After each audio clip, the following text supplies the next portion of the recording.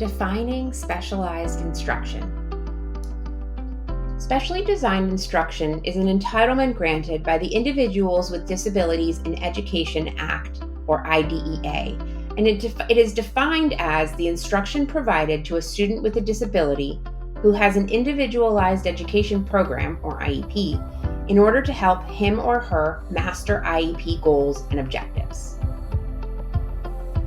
Think of these services as specific differentiation strategies planned to address one child's disability-related needs. The advantage is that by planning for and using specially designed instruction in inclusive classrooms, you can actually remove barriers and provide access to grade-level curriculum more generally for all of your students.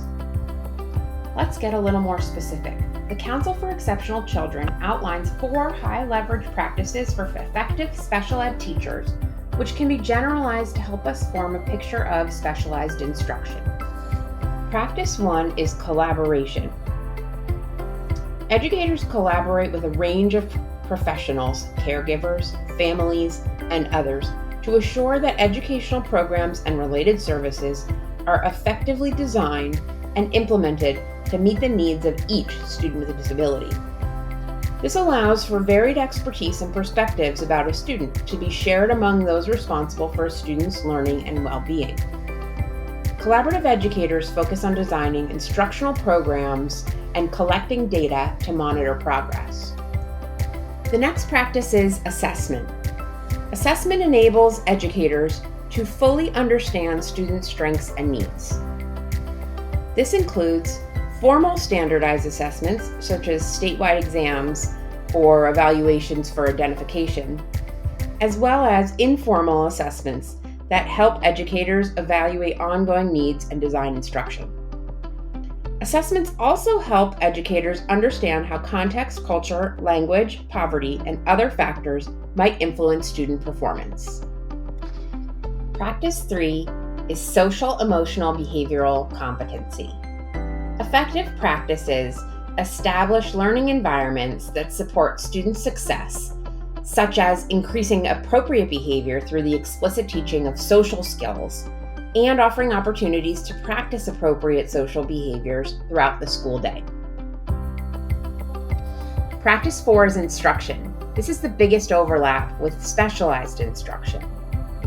This covers the use of strategic and flexible practices, combining content with pedagogical and data-driven approaches to design, deliver, and evaluate the effectiveness of instruction. Instruction maximizes academic learning time, actively engages learners in meaningful activities, and emphasizes proactive and positive approaches across tiers of instructional intensity. Another way to think about it is just like climbing a mountain. Most of the work and the planning happens at base camp. So what does happen before you start to climb? First, you have to survey the mountain. You have to know who you're traveling with, identify potential barriers, pick a path, assemble your tools, and then take a deep breath before you begin.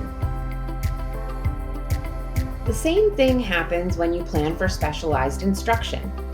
Just like surveying the mountain, educators must define a learning goal. Knowing your travelers actually means gathering information about your students. Dig into the documents and data.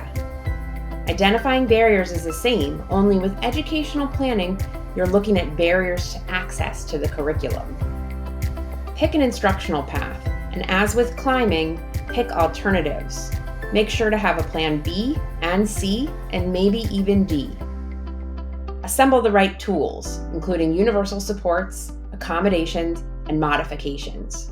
And finally, take a deep breath of reflection before you begin.